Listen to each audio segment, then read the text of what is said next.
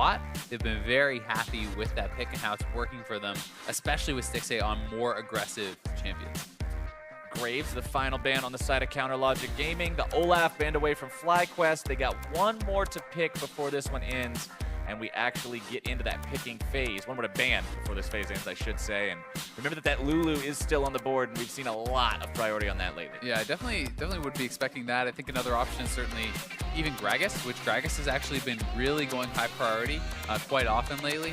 It's not going to be either, and they are going to have to kind of make a choice. It seems like many teams are happy to make these kind of trades. So CLG, massive Lulu priority, but FlyQuest can get some very powerful picks right back. You can look at things like the Gragas, you can look at things like the Rumble, some of the high priority AD carries such as Ezreal or Caitlyn.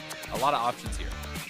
Looks like Caitlyn is going to be one of those options, as well as the Rumble locked in on the side of FlyQuest. And even though we talked about FlyQuest being on a downward trend recently, Azale, Balls' Rumble looked like it was in a pretty okay spot. Yeah, it's definitely really good. I mean, he's been known for his Rumble for so many years. This was a pick he came into the league on and was dominant on for pretty much the get-go. So it's really not a big shocker there. And I think the fact that they banned Camille away makes this pick all that much more safe. I think Camille is one of the champions we have seen do pretty well against Rumble. And if you're going to pick a tank into this, it's pretty rough. And they actually lock in the Shen. You essentially are counterpicking yourself. You're putting Darshan in a very tough position and saying he just needs to survive laning phase and then get out. Yeah, he's going to be playing for that later game aspect, not exactly going to be getting a lot out of the dodge power of the Spirit's Refuge up against a Rumble. Of course, you might be able to dodge some overheated auto attacks, but when Flame Spitter is the name of the game, it's not going to help out too much. Exactly, and I mean, one of your skills is essentially almost useless, and then you're just a melee champion against Rumble, which is going to be tough for everyone, even the Nautiluses and the Maokais and stuff. So Darshan's definitely going to have a lot of pressure on him to be able to do okay in this matchup, and then utilize his ultimate well to go around the map and find kills, find plays elsewhere. Well, the final pick of the first phase of picking is going to be locked in for CLG. The Ashe grabbed, and that is a very protected AD carry this time around. You've got Stand United, you've got Wild Growth, you've got Help Picks. There's so many tools just with these three champions locked in to help keep Stixxay safe. Yeah, it's interesting they decided to go with the Ashe instead of looking for something like the Ezreal. I think one major reason they may be doing that is because when you're playing against a damaged top laner, even if there is like a support or a jungle who's semi-tanky, almost anyone on the team that you're going to hit with your arrow is going to be an effective target, right? If you have like a Nautilus or a Maokai up there, you pretty much never want to hit them. But if you hit a Rumble with your Ashe ultimate, that's still a big money target. A very, very capable pick indeed, as the second part of the banning is going to be underway. Aurelion Sol banned away from FlyQuest. We see so much respect for who he's Aurelion Sol, no matter who they're playing against. The other ban will be Kha'Zix. Talon banned away by CLG with one more to go. It almost feels like you have to ban away the Aurelion Sol so often simply because these teams get no practice against it. Unless you're practicing against who no one else is playing it at the professional level in the NALCS right now. So it definitely makes things tricky. Jungle pools will be pretty cool to track here as Gragas is actually still available, falling this far in the draft, but there's been quite a bit of jungle attention. It's almost like FlyQuest were thinking the exact same thing you were, just going for the very rapid lock-in onto the Gragas. Getting that one from Moon in the jungle, seeing what he can do. Now Moon, remember back when FlyQuest was having an awesome time at the start of the split, a lot of that was off of Moon making plays. This is the guy who really enabled a lot of their victories. It certainly was, and Gragas can be a pretty big playmaking champion. The body slam flash, even level 3 gangster, extremely powerful. Obviously the ultimate when you do hit 6, and Smithy is going to have to find something that he is comfortable playing here because most of his favorites are already off the table with Rengar, Graves, the Olaf, the Kha'Zix, and the Gragas all taken away. I mean, there's still things like Lee Sin, there's obviously Rek'Sai, there's a lot of options still available, even things like Eve and Italy and so on and so forth, but these are not things he has really been playing a lot of lately. Elise, a big one too. Locked in. Pretty glad to see that as well, considering without the Elise, it would have been a very AD-heavy composition. So getting a little bit of extra magic damage in there doesn't hurt anybody, makes it a little bit harder for Gragas to stack a lot of armor. And the final pick for FlyQuest is going to be Orianna.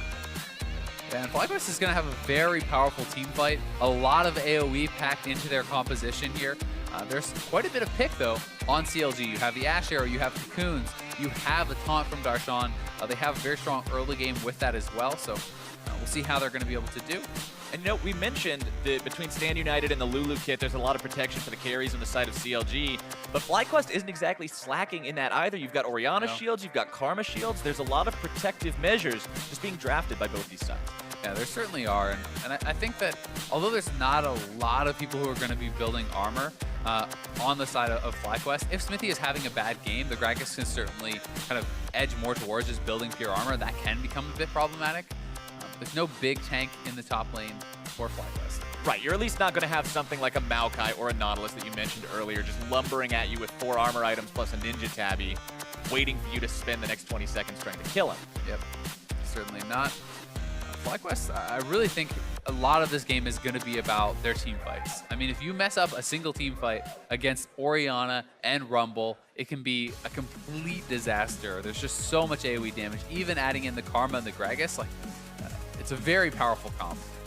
You can't afford to let any of these games slip anymore, any of these series slip anymore. This is the last match that's going to be played by these two teams here for week number 8. Only 2 is going to remain for each of them, and those are going to be played next week. And although we mentioned CLG is in 4th and FlyQuest is in 6th, the difference between those positions, one game. 8 and 7 compared to 7 and 8. That's all that separates these two. That's how close these final couple of weeks of play are going to be in Spring Split 2017.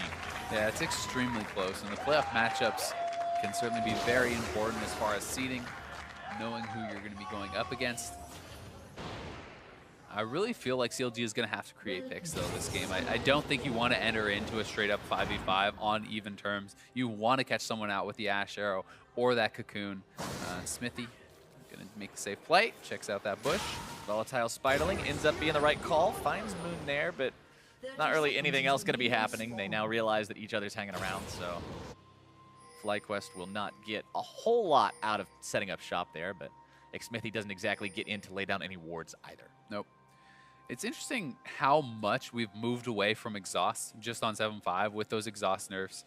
Almost always you saw supports taking it in the past, and now it's so much weaker, especially in the 2v2, because the attack speed portion of the exhaust was what was mostly so powerful in those 80 carry matchups, messing up people's auto attacks and things like that. So now the fact that that's out of there, these 2v2 matchups can be a lot more explosive with both teams having Ignite.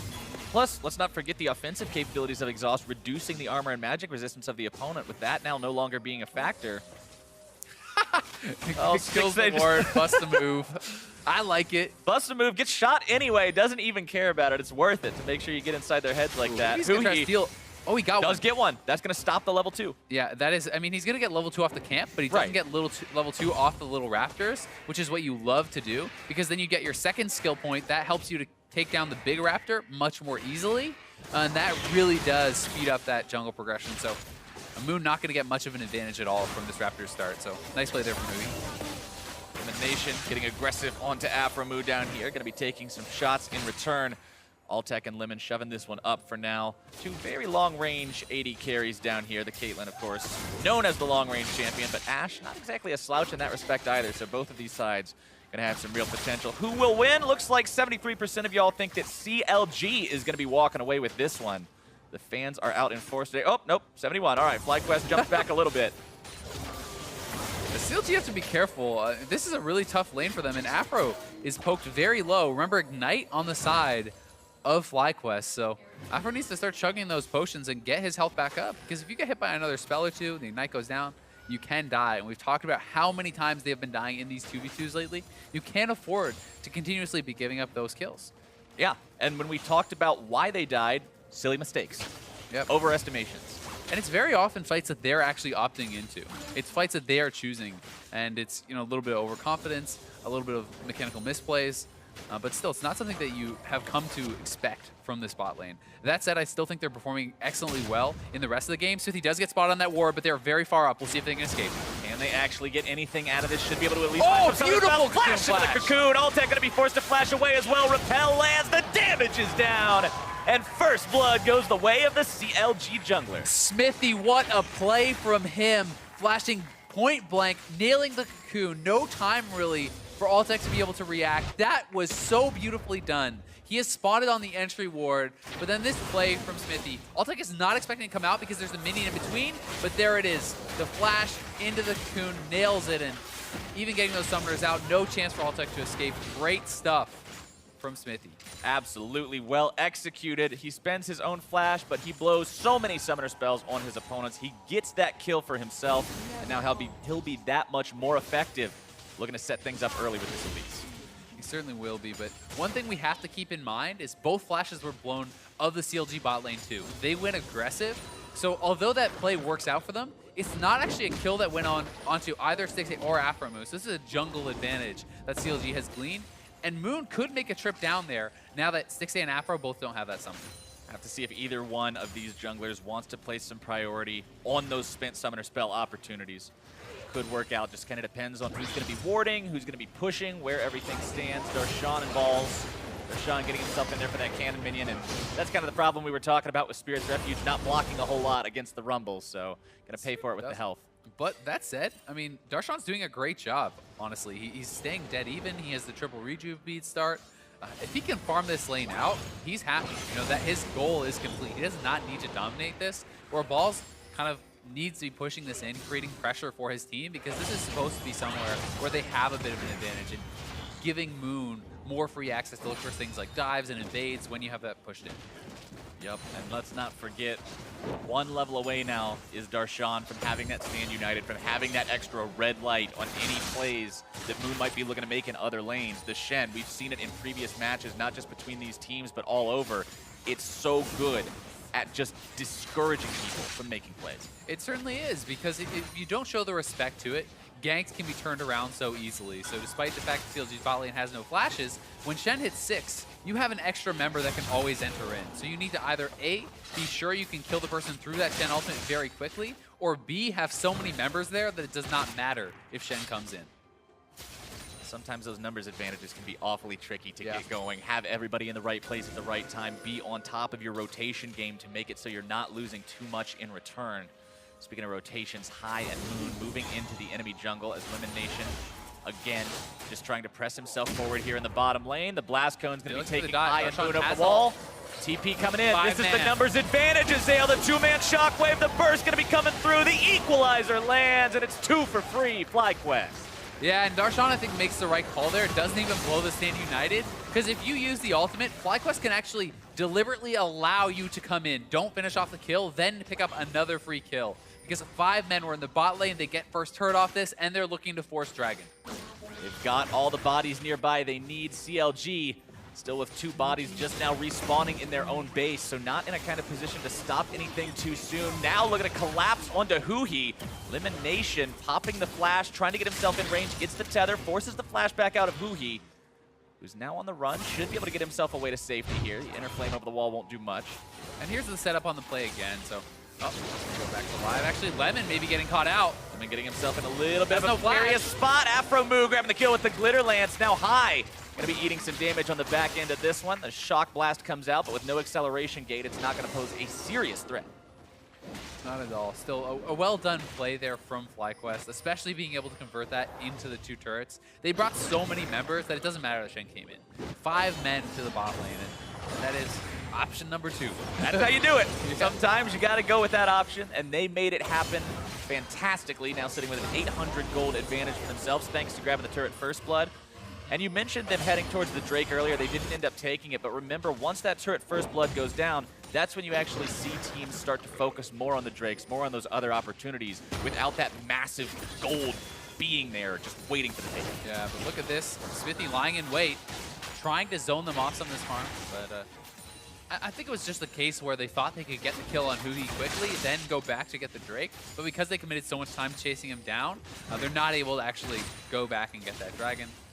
Either way, I'm certain that some team will be looking forward eventually. And especially I think if you can pick up the Ocean Dragons in the early stages of the game, it's super valuable. That's when they're the most valuable, because they give you the ability to regenerate while you're still in laning phase, at least. Lemon. Ooh. And Lemon just has no flash. He used it to chase. Huhi sticks around, and Lemon just kind of gets caught with a lazy recall there. It's just a dangerous spot. There's not really a big reason to not walk a couple steps behind the turret, and you'll be safe making that recall. Smithy hanging around bottom lane yet again, using the sweeper to get rid of any potential vision down here. Moon trying to pass this blue buff off to his mid laner, who he wants to come around and try to steal it, but he can't quite get there in time. Instead, just walks back to mid lane to make sure he maintains priority there. And he didn't have the push there, so he's not going to zone high off any CS or anything like that, so no major loss. But it's always worth the attempt to make little moves like that, because even if it's a low percentage play to steal away that blue buff, if you're able to accomplish it, it's pretty big. And he's not really losing anything besides maybe 1 or 2 minions. Opportunity cost pretty good. Altec very slightly behind in farm compared to his counterpart, but honestly, across the board right now, Azael, everybody's in a pretty similar spot. And I'd actually say that even though the farm is a little bit in CLG's favor, Altec actually had the better buy because he got to go back and pick up a BF sword. So 6A has not been able to convert any sort of advantage from that farm. Of course, the biggest thing is also that Altec has the gold from the turret First Blood. He also has the gold from having a kill. Yep. So a little bit more money in his pockets. Especially because they gave him all the solo gold, right? And that is really a big deal, the fact that they are putting all this gold onto Altec. He's going to be the guy who a lot of the onus is on in team fights. If you draft these protect the AD carry type comps, you really want to get your Caitlyn very strong, get him through his power trough so that the Orianna and the Karma have someone powerful to protect. And something that I always want to mention, especially since we've been kind of living in the dark times of the AD carry lethality spam for the past couple of patches or so, is that when you do go back to these more traditional AD carries, when you go back to these crit-based builds, they come online a little bit later.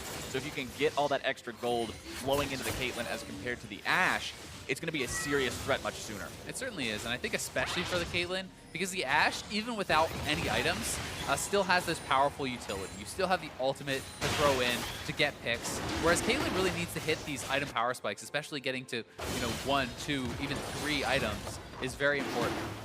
Well, you saw Balls go bot side, fire the equalizer at the minion wave to protect the tier 1 turret, but in doing so, that's letting CLG know that they don't have that tool available for a fight. That's telling Smithy it's okay to go ahead, get that Ocean Drake for himself and his team, while FlyQuest tries to push down the tier 1 top lane. Yeah, this is actually a totally fine trade. I think most teams would like that trade of gold. As FlyQuest, they're trying to prioritize the gold over the objective of that dragon for now, but as they do trade back here, they'll need to kind of get more on top side, and CLG needs to move members up so they don't just lose a tier 2 as well. And they're very slow to actually get someone up here and help out Darshan. Yeah, it took a long time for Aphromoo and Stixxay to take down that tier 1. Trading a 1 for a 1 is fine, but a tier 2 for just one of those nice body slam. Not a good time. Spirit's Refuge just used to complete the defense up here, and Elimination, Moon, and Altec will finally be turned away. Cool little interaction there of the Gragas versus the Shen. If the Shen taunts towards you and you body slam as the Gragas, you will interrupt the Shen's taunt. He doesn't actually taunt you, you stun him. So that was just a nice little play from Moon to make sure he didn't get taunted up under that turret. Ooh, accelerated shock blast. Not quite going to find the mark on that one. FlyQuest still with a slight gold advantage for themselves. Spirit's visage, excuse me, completed there onto that Shen. So going to be very tanky against the Rumble, the Gragas, the Orianna. Lots of AP damage, honestly, on the side of FlyQuest. And when you have a triple AP topside, the Shen can itemize so heavily towards that. There is so much pressure on Altec to get strong, right? If he cannot get strong, or if you can simply all itemize towards MR and take out Altec, dive him, make him that big target, then you can be pretty tanky in these fights. And I also love when you're playing Shen into AP matchups, simply because itemizing the Spirit Visage gets you that early CDR, which you always love to have for the Stand United. Also going to be giving you that extra healing, of course, and a nice size health pool to work with in those team fights. So you can go in, be that big initiator that you want to be. Stay in the middle of everybody, disrupt everybody. CLG now looking for the top lane, tier 1. Tie up this turret count with FlyQuest. Put themselves in the gold lead. Should be able to get this one without too much trouble. Stixxay going to grab that himself as Lemon and Altec set up shop down on the bottom side. All these turret trades are kind of taking me back to the dark ages of lane swap. Oh no, don't bring me back. I don't want to go back. Dale, that's... Yeah, I don't know. We're interesting time. Dark times for top laners. Yeah, dark times for everyone. Hey man, at least the other roles got gold. The top laner had to just 1v4 and stand there. Yeah, watching the poor top laner have 4 CS by the time everybody else had 40 and just kind of sit there and be like, okay, I'm going to go walk around in my jungle and kill a Krug or something. I remember playing... Oh, guess we're going to play. Moon wanting to make something happen here, getting himself in the middle. Darshan going to be finding the taunt. Smithy trying to get away. Altec, Limited Moon finding themselves in a pretty rough spot. Huhi looking to find the kill on the Moon, but there comes the Orianna shield. FlyQuest has found the enemy mid laner. Can they get more? Darshan running, getting himself out in time. Afromu and Stixxay on the other end now, but Stixxay is in a pretty dangerous spot. Will be forced to flash over that wall back to the tier 1. Ball's still looking to go a little bit deeper, but decides to call it off after that. That was honestly a very poorly played skirmish from CLG. Some more fighting in the bot lane, and with the red buff on Altec, Smithy lurking behind him. We'll see if they can get a pick. They know Smithy is here. Cocoon's not going to find anything except the minion. Repels up into the air, down on the other side, trying to get away from balls. The Flame Spitter won't have the damage. Afromu now in danger. Wild Growth himself to stay alive. So many blinking health bars on the side of CLG. Here comes High. And High's looking to come in to Shockwave available. Up, but there comes the counter attack. Smithy and Huhi are there to find a double kill.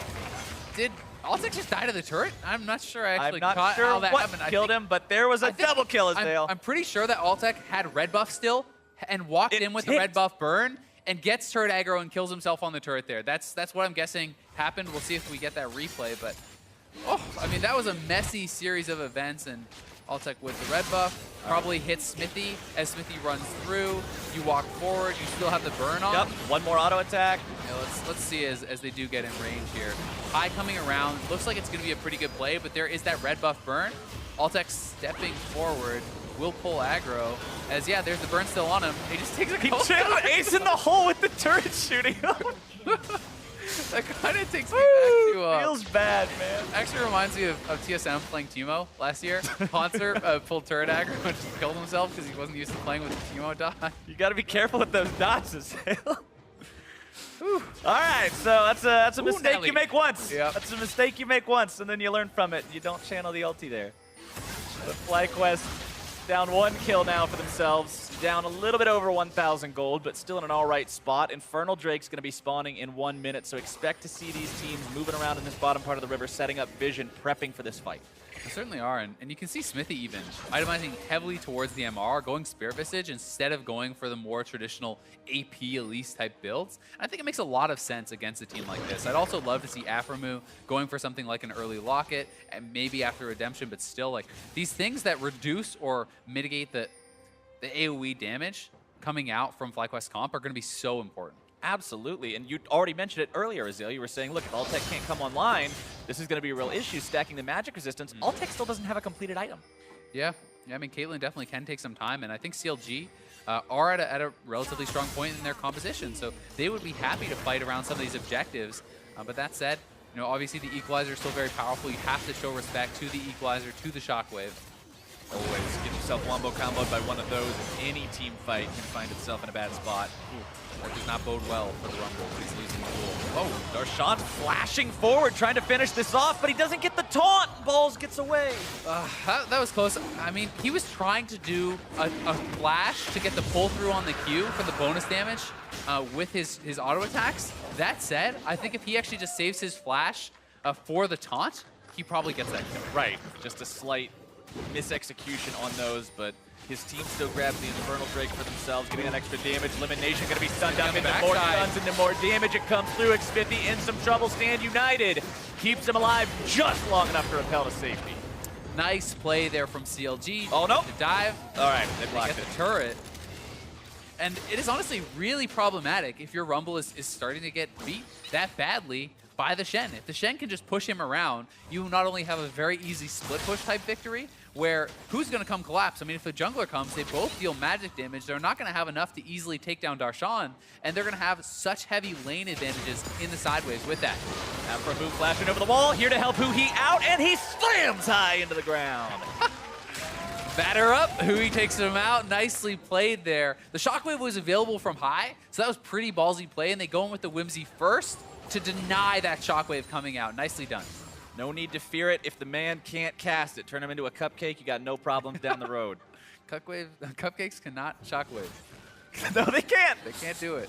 Not one of their... they are delicious, though. They are, but not if you're stuck as one and stuck with a gray screen for the next 5 seconds because of it. High coming back online here in just a moment. 0 and 2 currently on the Orianna, not having the most impact. However, he has been part of all 3 of his team's kills still. Yeah, he has the assists. They have a decent amount of turret gold, and his farm has been kept up.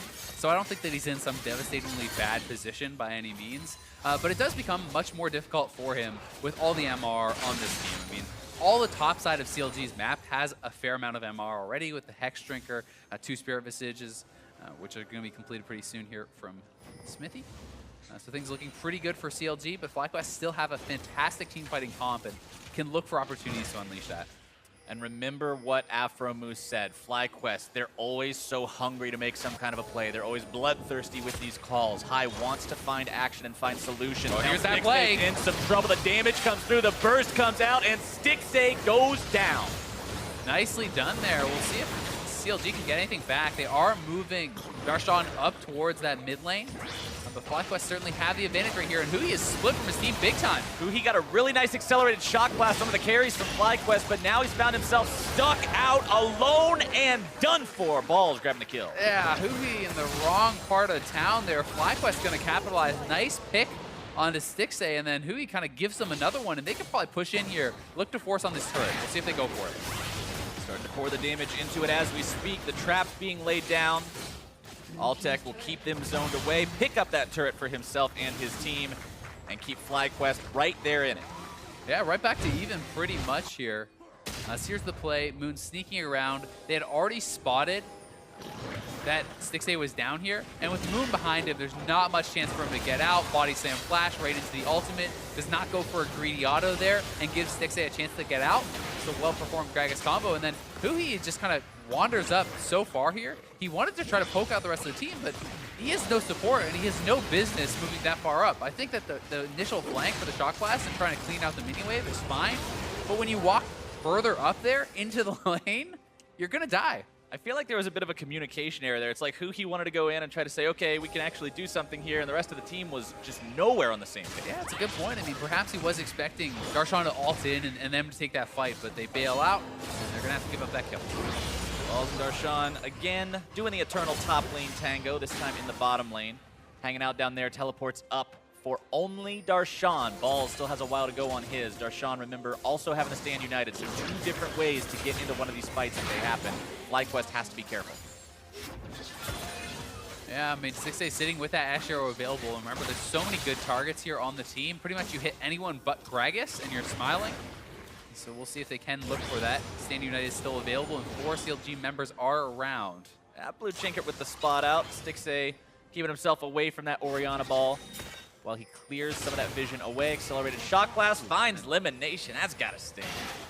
Certainly does. You can see the hesitation from CLG even when landing some nice poke. They want to make sure that they're poking out their opponents early, and there's no reason to force because they have lane priority on the bot side, and Darshan going to try to zone balls off this wave now.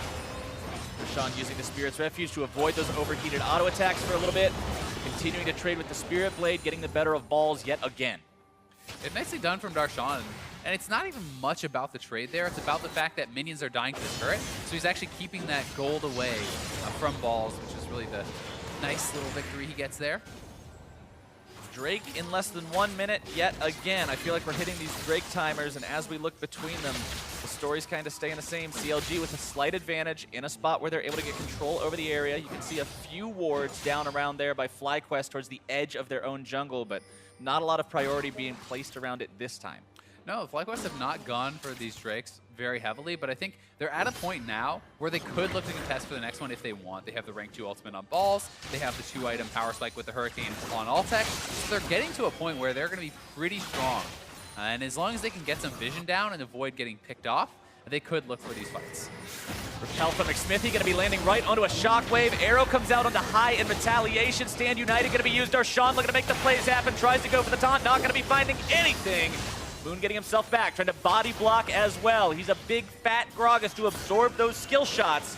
FlyQuest now bringing the top laner in from the side. The flank is here. The damage comes out. The burn is applied, but it's not finding any kind of a kill just yet. Somehow all 10 players still alive. The cast comes through, and Hui's going to be the one who's now in danger. Wild growth out onto him. The Mantra Inspire allowing FlyQuest to slightly reposition. Darshan looking to go in yet again. Shock Blast not going to be finding the target. Zonya's Hourglass keeps balls right where he needs to be, comes right back into the fight. Darshan is down, and FlyQuest has won the fight so far. A double kill for Altec. The crit on the Stixay, finishing him off there, and CLG biting off more than they can chew.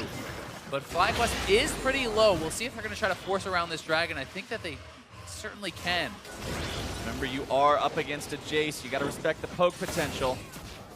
Lemon, Moon, and Altec still thinking about it, going towards that Drake pit. They're sending balls back. They realize one accelerated shock blast might just pick up a freebie onto him. Don't want to risk that. Yeah, they can TP him back in if they want, but it looks like CLG will not contest for the dragon. And there's the TP now coming in. They are looking to try to catch CLG, but gonna have to cancel that. Nope, not going to go through there. They'll just take the Drake anyway. Here's another look at the fight. And I think that Moon actually played these fights so well. He was able to frontline very effectively, blocking out a lot of the poke. And even earlier in the fight, he was able to body slam and block Darshan's taunt flash. A little late on this one, but even landing that CC on the balls, he has the Zonias. They can't finish off the kill, and it has to be a full retreat for CLG, as there's just not really enough left on their frontliner to stay alive. And that crit, That crit. ouch. Ugh. How much crit percent did he have? Okay, he at least had 50% crit.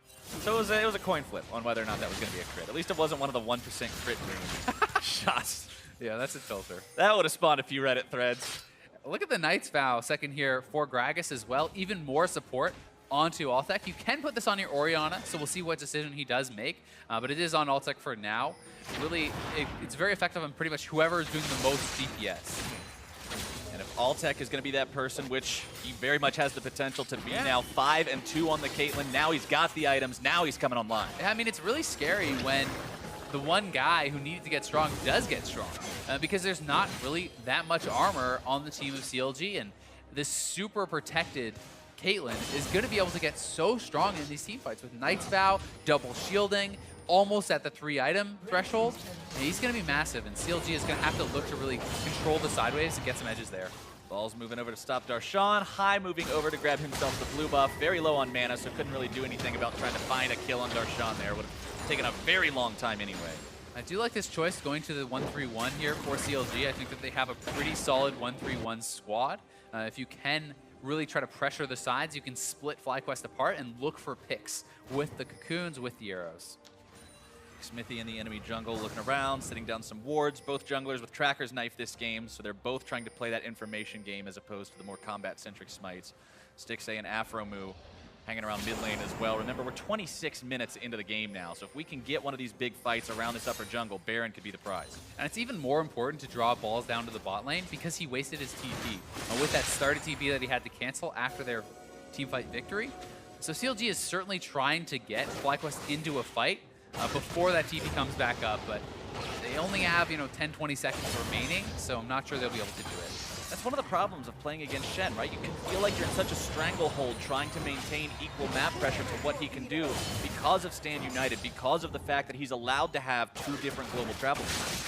And that's why I'm always a really big supporter of pushing the pace as the Shen team, because if you just sit back and you always allow them to have their TP up, your advantage is so much smaller. If you can force a play, they TP to match, then you immediately force a play again, they cannot match that second one. So it's really the second play that is often the most advantageous for the Shen team. First one's just the primer. FlyQuest now with that teleport back available on balls. Gonna close the window on that opportunity for CLG, who seem to be content just playing back a little bit, farming things up for now. We talked about how Altec's Caitlyn was getting scary. Well, Stixay's Ashe, very similar itemization. A little bit more focus on a second damage item, going for the Infinity Edge plus the Essence Reaver combo, as opposed to the Twin Seal evolutions that you're going to be seeing on Altec once he completes that rapid fire cannon. But both are still putting a lot of auto attack damage into these team fights. Yeah, they certainly are going to be very strong. But I think that it's a lot easier for the Caitlyn to actually have a successful team fight because you're longer range, you have the move block to be able to escape. It's kind of just a safer champion, whereas Ashe can very easily be caught out by a body slam flash by these sorts of plays. I think there's more protection for Altec right now. FlyQuest seems to be feeling pretty comfortable after the recent results of the fights. They're forward past the middle line. Yes, they're dealing with the split pushes in the side lane, but Balls is far enough away from a turret that he doesn't seem to be too frightened of what Darshan can do. I think they're going to force here onto the CLG bot lane. They're looking for it. They've got the cask. It finds Stixay. Doesn't knock him back, though. And the speed up from Lulu is going to be able to get him out of that danger. But now FlyQuest has 4 men on the mid lane tier 2. CLG going to be rotating 2 up towards the top lane tier 2. We might have an old base race on our hands, Azale. There's actually a ton of minions alive here on the top side, so FlyQuest needs to get back to the base, and now it's CLG's job to delay them. If they can stop these bases, they're pressuring 2 inhibitors right now. Good equalizer, but Balls has to get to the other side now.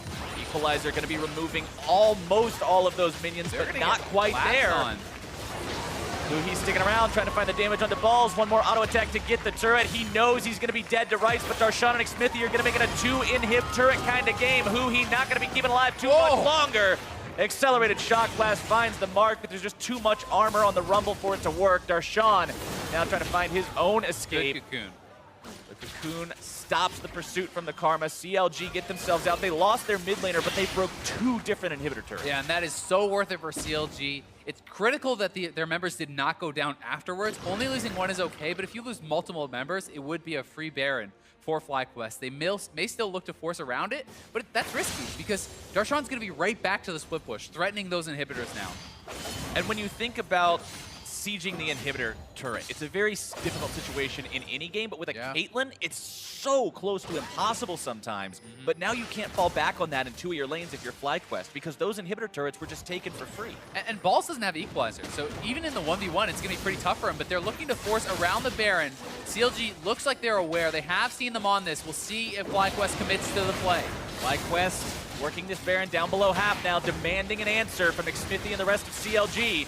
Xmithie scared away. Moon still holding aggro onto the Baron. Darshan in the enemy base. There it is. Going to be taken low. Here comes your redemption. The fight's going to be breaking out in full force. Darshan's a massive taunt! You gotta be kidding me! CLG with the Baron steal! Darshan coming up huge for the team. Creates pressure in the bot side. Lands the full team taunt. And he comes in, cleans him up.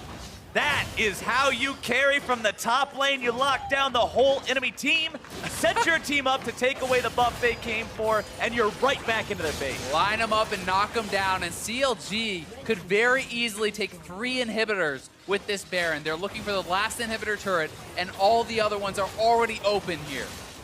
Final inhibitor turret falls. Now the inhibitors themselves, the targets, and Stixay will be making very short work of the first one there in mid lane. Alltech and Balls eating some damage from the volatile Spiderlings. Top lane inhibitor falls now as well. Darshan backing himself away.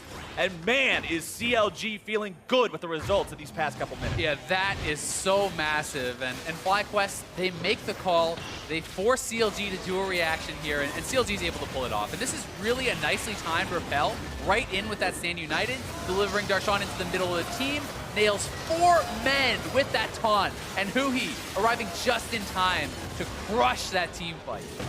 And the health Baron Nashor was at too. It was just slightly above smiteable range. Just walked. Thank you very much for this gift, FlyQuest. We'll appreciate it, says CLG. FlyQuest grabbing themselves their second elemental Drake this game. There's 2 clouds. I don't think it's going to be doing a lot for the situation they're in, though. No, and I actually think that this is pretty smart from CLG to not contest there, because despite everything still moving CLG's way, FlyQuest still has the super powerful AoE teamfight composition, right? If you funnel in for an unimportant objective like that, you could lose a fight. And United onto trying to keep him alive. Equalizer not going to be finding much. High's already been killed. The Proto Bell damage. Balls forced to Zhonya's a double kill for Xmithie. Now Balls trying to escape. Moon will not be doing anything of that nature. Alltech getting himself away from the taunt from Darshan, but it's not going to be doing a whole lot of anything. Blink, blink, blink, doesn't even matter. The damage is not there. QS has to keep Alltech away. The Guardian Angel's going to be popped. Balls is going to be popped. Darshan's right back alive. The traps aren't going to be doing anything. The ace for CLG, and that is game number 1. Wow, CLG turned that one around on its head, busted wide open. They're going to close this one out pretty quickly for a very impressive Game 1 victory. We knew this was going to be a fun series coming into it, Azale, and game number 1 was not a disappointment. Yeah, the teams delivered, and I think that both teams played pretty well here. FlyQuest, they drafted such a powerful teamfight composition, but CLG played around their strengths. They went to the 1-3-1, and they were never really giving FlyQuest a chance to have that team fight. Absolutely not. And then when the team fight does break out, Darshan just goes full clutch mode, finds that taunt. Yeah, and I mean, even the one of the Baron is, Balls is not even there. It's not established battle lines. It's not the kind of fight that FlyQuest would have wanted. And Afromu, we're going back again to what he was talking about. It's hard to do the shot calling. It's hard to go into that mental battle with High, but round number 1 in that battle is going the way of Afromu. It certainly is. I think that the 1-3-1 was so smart. Darshan deserves so much credit for not only winning an extremely tough matchup that they drafted him into, but for his incredible team fighting. His ultimates were on point. His decision-making around when to come and when to split push, I think, was almost always correct this game. He just looked great to me. And Smithy, too, stepping up big time on the Elise all the way through. CLG definitely showcasing themselves as a team with playoff aspirations, with playoff hopes coming off of that game. That's the kind of thing you need to see if you want to be a playoff team. That decisiveness, that coordination, that teamwork. It really is. And FlyQuest, they've got to put a stop to these losses. They're right on the precipice of playoffs. They can't afford to drop any more games, so we'll see if they can come back. We're going to go ahead and throw things over to the analysts now to see what they make of that game.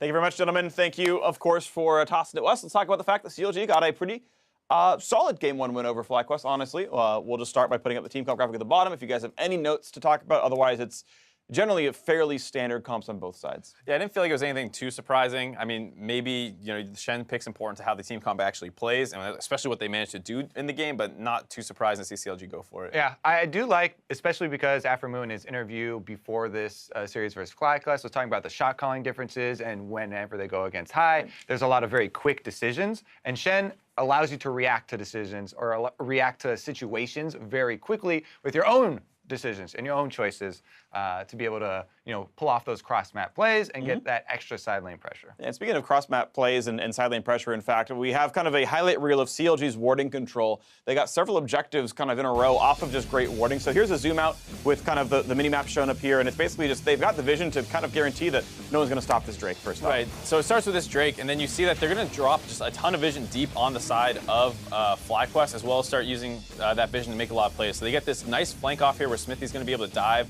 Elimination, this is what's going to hopefully break open the mid lane for them. And at the same time, you see Huki pushing in really, really far in the bot lane.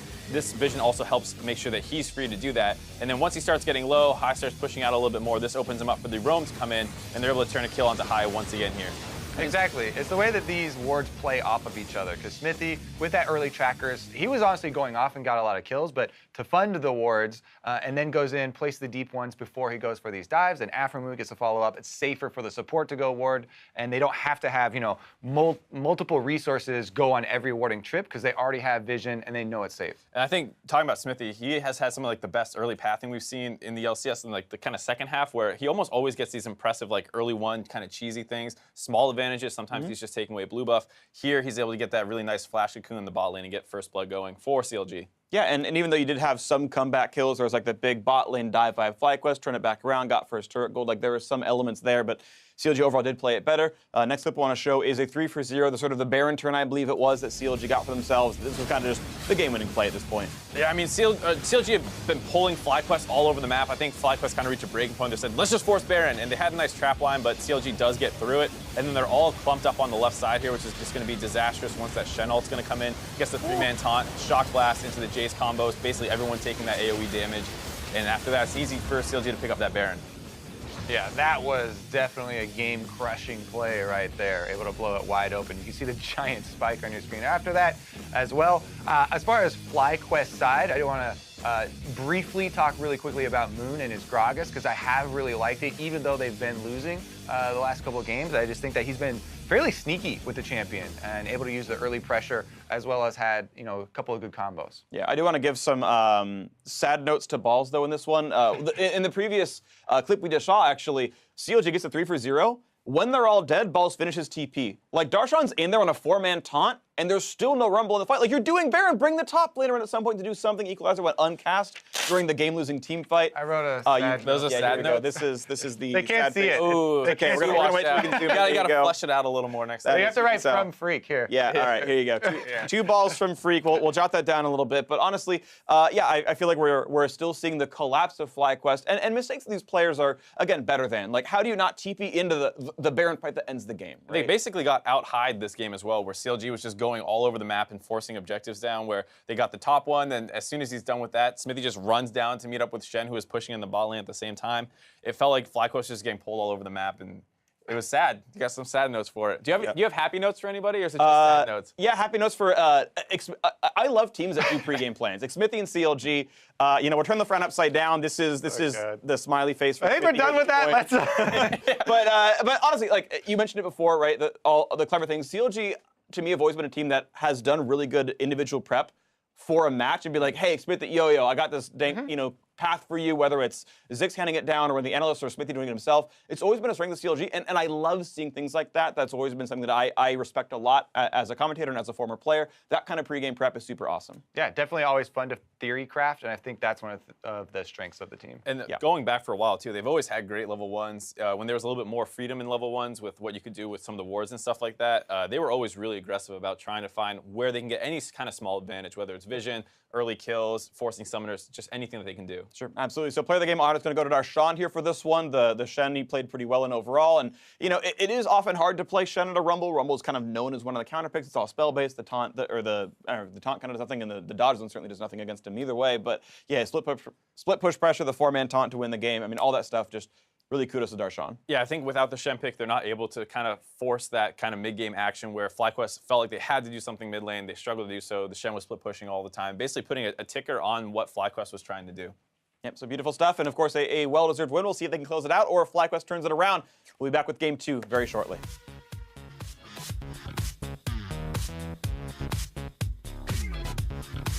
Oh, we have to walk up. I'm ulting Jake. I'm coming. I'm hitting Gragas. Hurry on. Gragas. Attack. Hey, rumble. Go mid. Nice shot.